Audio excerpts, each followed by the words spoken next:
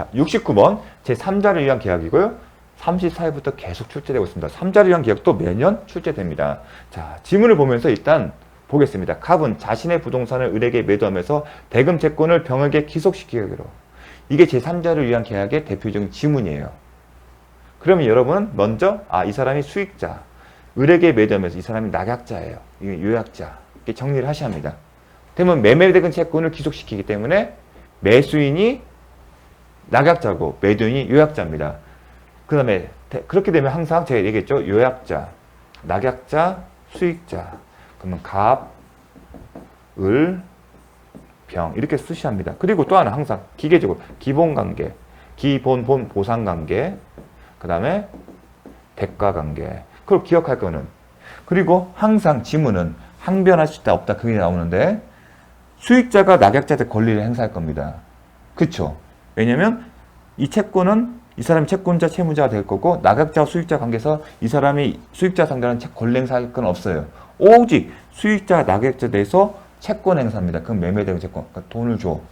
그럼 그에 대해서 낙약자가 요약자와 낙약자의 계약관계 기초에서 항변할 수 있는지 항변할 수 있습니다.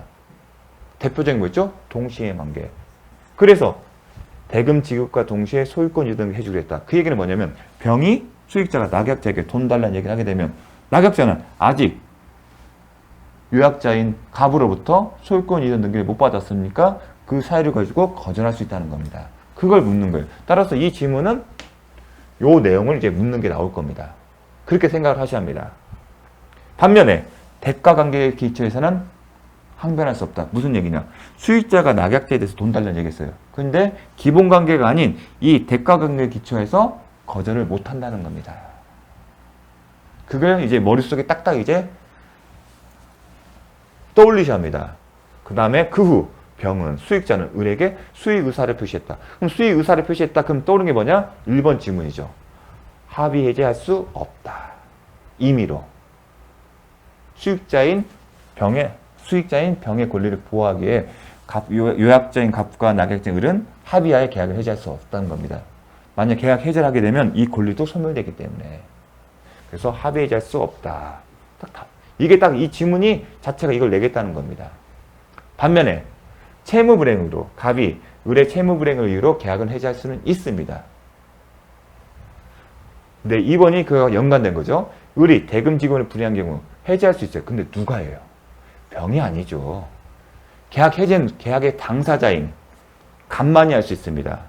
그럼 여기서 또 하나 추가한 게는 제3자를 위한 계약의 당사자는 갑과 을이지 병은 계약의 당사자가 아니다. 그 점을 기억하셔야 합니다. 그러면 반대로 병은 을에게 손해배상은 채권자의 지위에서 계약상 지위자가 아니기 때문에 계약 해제권을 행사할 수는 없지만 반면에 채권자의 지위에서 그 채권의 동일성 유지하고는 손해배상 채권은 행사할 수 있다. 청구권은 그거까지 기억하십시오. 3번 갑이 을의 채무불행으로 계약을 해제한 경우 채무불행을 이유로 계약 해제한 경우 병은 을에 대해서 손해배상을 청구할 수 있다. 나오네요.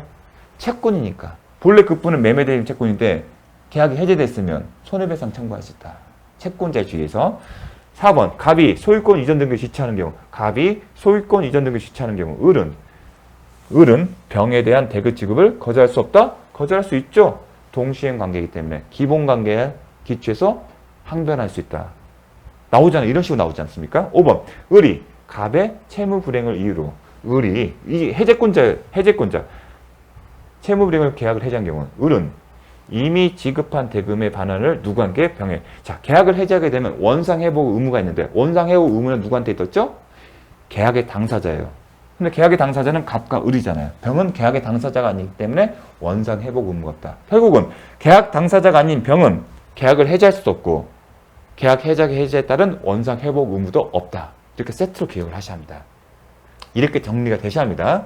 자, 다음 70번 계약 해제에 관한 설명으로 틀린 것은 계약 해지는 손해배상 청구에 영향을 미치지 않는다. 계약 해제도 마찬가지입니다. 계약 해제는 손해배상 청구에 영향을 미치지 않는다. 해지도 손해배상의 청구에 영향을 미치지 않습니다. 2번 채무자가 불이행 의사를 명백히 표시하더라도 이행기 도래 전에는 채무 없이 해지할 수 없다. 자, 아직 채무자가 불이행 의사를 명백히 표현. 이게 뭐다? 이행 거절이에요. 이행 거절 자체는 아직까지는 급부 이행이 가능한 거예요. 그럼 급부 이행이 가능해서 채무불이행 유형의 대표적인 게 이행 지체예요. 근데 이행 지체에 기초한 계약을 해제하려면 요건이죠. 별도로 다른 약정이 없는 한 없으면 이행을 최고하고 그 최고 기간 내에 채무자가 이행을 하지 않아야만이 뭘 할 수 있다? 계약 해제권이 발생하고 그 계약 해제권을 행사할 수 있는 겁니다. 이행 거절의 경우도 이행 최고를 해야 하는 것은 아닐까 그거예요. 왜냐하면 이행 거절이 있다 하더라도 채무 이행 자체는 가능하기 때문에. 하지만 이행 최고는 상대방에게 기회를 주는 거예요. 사정이 있을 수 있으니까. 하지만 이 경우에는 기회를 줄 필요가 없죠. 자기가 거절 의사를 분명히 맞기 때문에 최고가 필요 없는 겁니다. 그런 경우가 또 어떤 경우가 있다. 이행 불능의 경우는 기회를 주는 거잖아요. 하지만 이행 불능의 경우는 기회를 주저를 할 수 없는 거잖아요. 할 수 없는 경우에 불필요한 절차를 강요하는 것은 적절치 않겠죠. 그래서 정리하게 되면 이행 최고가 필요하지 않는 경우다. 이행 거절 의사를 명백하면 따라서 최고를 하지 않더라도 해제할 수 있습니다. 그러니까 이행 지체를 지금 먼저 염두에 두셔야 합니다. 이행 지체의 경우는 약정이 없나. 왜냐하면 임의 규정이기 때문에 이행 최고 없이도 계약 해제할 수 있다고 정할 수 있습니다. 임의 규정이기 때문에. 따라서 당사자가 별도의 약정이 없으면 법조문에 따라서 이행 최고를 하고 그 기간 내에 이루어지지 않아야만이 해제권이 발생한다. 자, 그럼 이행 최고가 필요하지 않는 경우 또 다른 얘기가 정기행위예요.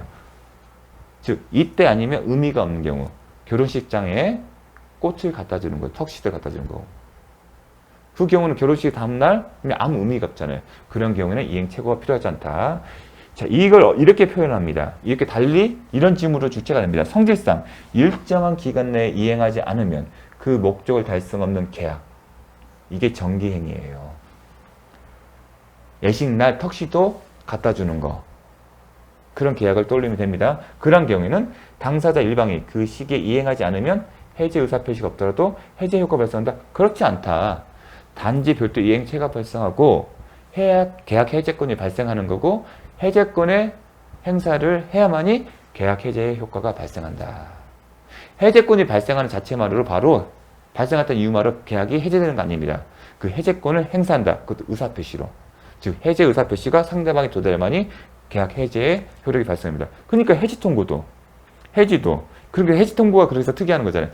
해지 통고를 하게 되면 그 해지 통고를 받은 날부터 몇 개월 지나야 효력이 발생한다. 원칙은 그때 바로 발생하지만 통고의 경우에 그래서 통고라는 표현을 쓰는 거잖아요. 원칙적으로 해지 의사표시가 해지 의사표시가 상대방에 도달하면 그때 효력이 발생하지만 몇 개월이 지나야 효력이 발생하기 때문에 통고라는 표현을 쓰는 겁니다. 자, 이렇게 근데 별도 의사표시가 없다 하더라도 계약 해제 효력이 발생할 수 있습니다. 그럼 당사자 그렇게 정하는 겁니다. 별도의 의사표시가 없더라도 계약 해제 효력이 발생한다. 그런 겁니다. 정경이. 야, 이거는 매달 며칠까지 턱시도를 공급하기로 한다. 만일에 네가 이때까지 이날 턱시도를 갖다 주지 않으면 별도의 의사표시가 없다 하더라도 계약은 해지된다. 이렇게 정할 수는 있습니다. 근데 그런 게 아니라면 그런 특별한 약정이 없는 이상 계약 해제권을 행사해야만이 계약 해제 효력이 발생하는 게 원칙입니다. 그걸 묻는 겁니다. 이행 지체만 있으면 최고 없이 해제할 수 있도록 특약한 경우. 얘기를 했죠. 이건 내용 증명 보낼 때 이렇게 보내는 경우가 있다고요. 정지조건부. 이러한 조건이 성취되면 계약 해제 효력이 발생한다. 이행 최고랍니다. 언제까지 매매대금을 주세요. 만약에 당신이 그때까지 매매대금을 지급하지 않으면 별도 의사표시 없이 계약 해제 효력이 발생한 것으로 봅니다. 그래서 계약 해제와 관련해서 조건은 뭐죠? 이때까지 채무자가 변제하는 거예요. 그게 하나씩 사실이에요. 불확실한 사실. 그러한 조건이 성취되면 계약 해제 효력이 한다는 거 이미 했습니다. 자, 3번. 이행 불능으로 계약 해제하는 경우 채권자는 동시행 관계에 있는 자신의 급부를 제공할 필요가 없다. 자, 이행 지체의 경우는 자, 채무자의 채무 불행이 있어야만이 계약을 해제하거나 손해배상 청구가 발생해요. 근데 이행 지체에 관해서 이행 지체가 되려면 동시행 이행 관계에 있었으면 상대방은 자신의 채무를 이행하고 아니면 이행 제공해야만이 동시행변 관계를 깨뜨려야만이 이행지체 발생하는 경우예요. 이행불능에도 마찬가지냐? 그렇지 않죠. 자신의 채무를 이행하더라도 상대방의 채무를 받을 가능성이 없기 때문에 동시에 있는 관계는 자신의 급분을 제공할 필요가 없습니다. 그러면 자신의 동시행 관계에 있는 자신의 급분을 제공할 필요할 경우는 언제다? 이행지체의 경우. 동시에 한 변권이 있는 경우는 이행지체가 되려면 어떻게 된다? 자신의 채무를 이행하거나 아니 이행을 제공해야 한다. 이게 존재의 효과라는 거 이미 설명했습니다. 일부 이행불능의 경우 계약 목적을 일부가 이행불능의 경우에는 계약 목적을 달성할 수 없으면 계약 전부 해제가 가능하다. 근데 일부가 나면 나머지만 살릴 수도 있잖아요. 이런 개념을 비슷하게 언제 봤죠? 일부 무효는 원칙적으로 전부 무효다. 하지만 나머지만이라도 당사자는 계약을 유지할 의사가 있다. 가정적 의사 판단이 있었으면 일부만 무효가 된다. 마찬가지로 일부가 이행불능의 경우 계약 목적 달성에 아무의 영향이 없으면 계약 전부를 해제할 수 없는 거고 만약에 계약 목적 달성할 수 없으면 전부 해제가 가능하다. 근데 이런 표현이 어디서 배웠어요? 권리 일부가 타인에게 속한 경우 아니 수량 부족 일부 멸시할 때 이런 표현이 나왔었습니다. 자, 5번 계약 당사자 일방 또는 쌍방이 여러 명이면 그 해지는 특별한 사정을 한 그 전원으로부터 또는 전원에게 해야 한다. 해지권자가 여러 명이면 그 전부가 다 해야 하는 거고 상대방이 해지권자나 해지권자 한 명인데 상대방이 여러 명이면 그 전부에 대해 해야 한다는 겁니다. 이제 해지나 해제권의 불가분성입니다. 중요합니다. 이거 잘 기억을 해 주십시오. 자, 71번. 불특정물의 하자로 인해 매도인의 담보 책임이 성립한 경우 매수인의 권리로 규정된 것. 지금까지는 권리의 담보 책임이에요. 권리에 관한 담보 책임이었어요. 근데 32일에 때는 불특정물의 하자예요. 목적물이에요. 그러면 불특정물이기 때문에 종류물이죠. 그러니까 그러면 하자 담보 책임, 하자가 돼서는 물건인 거죠. 기본적으로 선이 무과실인 경우에 있어요. 근데 하자 담보 책임은 특정물 매매와 불특정물 매매로 나눠졌어요. 먼저 이제 하자 담보 책임에서 보겠습니다. 기존은 권리에 대한 담보 책임이었어요. 그러면 하자 담보 책임 목적물은 물건에 대한 것인데 특정물에 있어서는 선이 무과실이 기본적으로 세팅이에요. 매수인이 선이 무과실의 경우에만 매도인이 하자 담보 책임을 진다. 그리고 특정물에 대해서는 목적 달성이 불가능할 때는 해제를 하고 목적 달성이 가능한 게 뭔다? 손해배상 청구를 하면서 제척기간이 있다. 선이익이기 때문에 안날로부터 6개월이다. 이렇게 가시합니다. 종류물에 불특정물에는 하나가 있어요. 여러분의 불특정물, 종류물이다. 그 얘기는 뭐냐면 냉장고를 생각하시면 됩니다. 다른 걸로 바꿀 수가 있잖아요. 그게 불특정물의 특징이에요. 아직 특정되기 전이라면 특정됐다 하더라도 다른 걸로 바꿀 수 있다. 그래서 하나가 뭐냐? 완전물 급부청구권이라는 게 있는 겁니다. 특정물과 달리 특정물은 오직 하나밖에 없다. 세상에. 하지만 불특정물은 하나만 있는 게 아니기 때문에 매수인 입장에서는 다른 걸로 줘, 교환해줘. 그 얘기를 할 수 있다는 겁니다. 그래서 목적 달성 불가능할 때는 해제하고 손배청구할 수 있고 또다시 옵션을 준 거죠. 권리를. 완전물의 급부청구권. 그래서 특정물과 불특정물의 차이점보다 완전물의 급부청구권을 가능합니다. 따라서 그런데 특징은 완전물의 급부청구를 하게 되면 이 권리를 행사했다면 해제권과 손해배상 청구는 행사할 수는 없습니다. 요거를 기억해 주십시오. 자, 특징.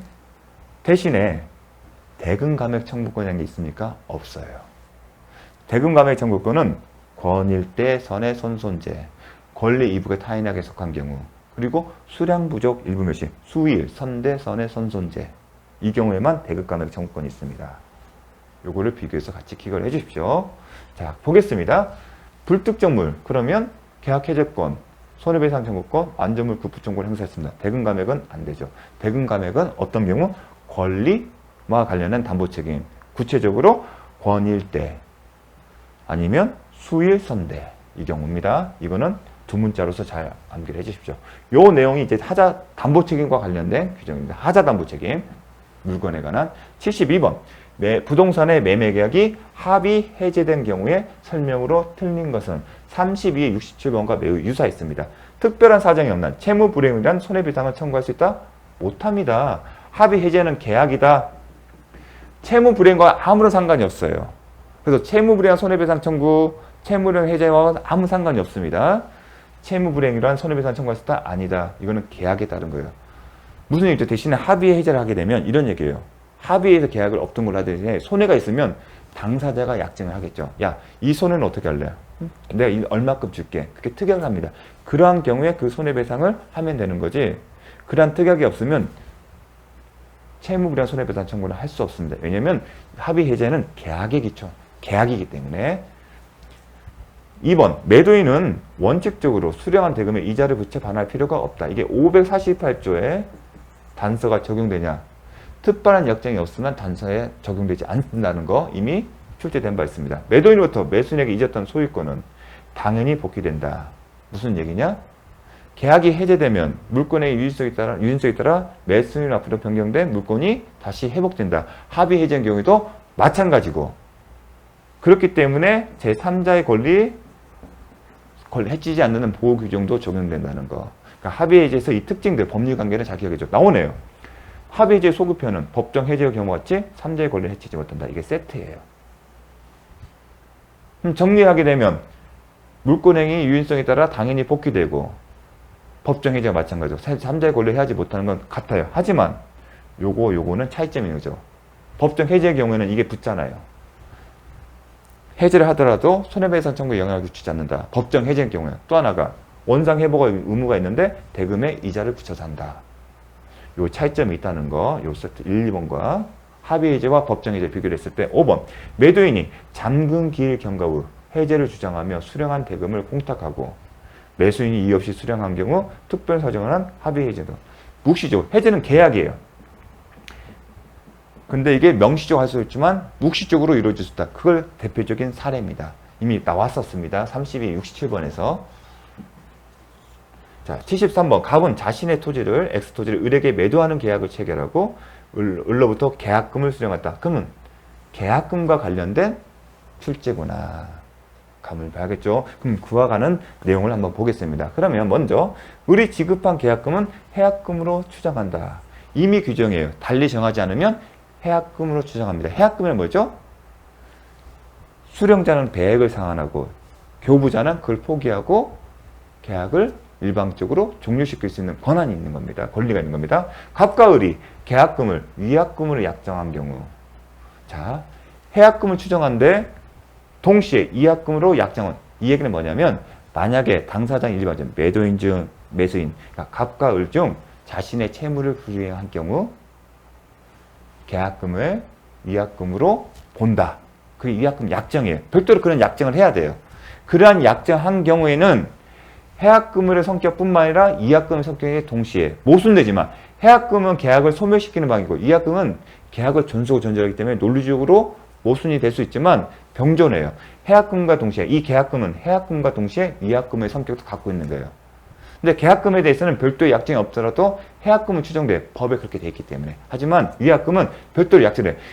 너랑 나랑 둘 중 하나가 채무를 불이행하게 되면 요거로 계약금을 위약금을 보자. 그렇게 명시해야만이 위약금은 약정됩니다. 그러면 위약금을 약정하면 어떤 거다? 이건 손해배상의 예정이다. 계약의 채무 불이행이 있으면 손해가 발생해요. 손해가 발생하면 실제 손해가 얼마인지를 밝힌 다음에 배상을 청구할 수 있는 거예요. 자, 실제 손해가 100만 원이면 그 100만 원에 대해서 손해배상을 청구합니다. 하지만 그게 입증이 어려워요. 그래서 당사자는 어떤 손해가 발생하면 손해가 실제로 얼마인지 상관없이 이만큼 주자, 그 얘기를 합니다. 그게 손해배상의 예정이라는 얘기입니다. 위약금은 손해배상 예정으로 추정한다. 이 표현을 그냥 기억하십시오. 자주 출제는 되지 않지만 이렇게 기억을 해주십시오. 손해배상의 예정의 추정이다. 예정의 추정이다. 3번. 을이 중도금 지급 기일 전에 중도금을 지급한 경우 갑은 계약금 배액을 상환하고 해지할 수 없다. 이게 무슨 얘기죠? 이행기가 있어요. 이행기 도래 전에 이행에 착수한 경우, 그 경우에 이행에 착수한 걸 볼 수 있는지, 이행기 전에 중도금을 지급한 것을 이행의 착수로 볼 수 있냐. 34회 때 나왔었죠? 원칙적으로 이행기는 채무자의 이익을 위한 거기 때문에 이행기 도래기 전에 중도금을 지급하더라도 이행에 착수한 것에 해당되므로 이행에 착수한 당사자뿐만 아니라 그 상대방 또한 당사자 모두 이행의 착수가 이루어졌기 때문에 해약금에 기초한 계약 해제는 불가능하다 배웠던 겁니다.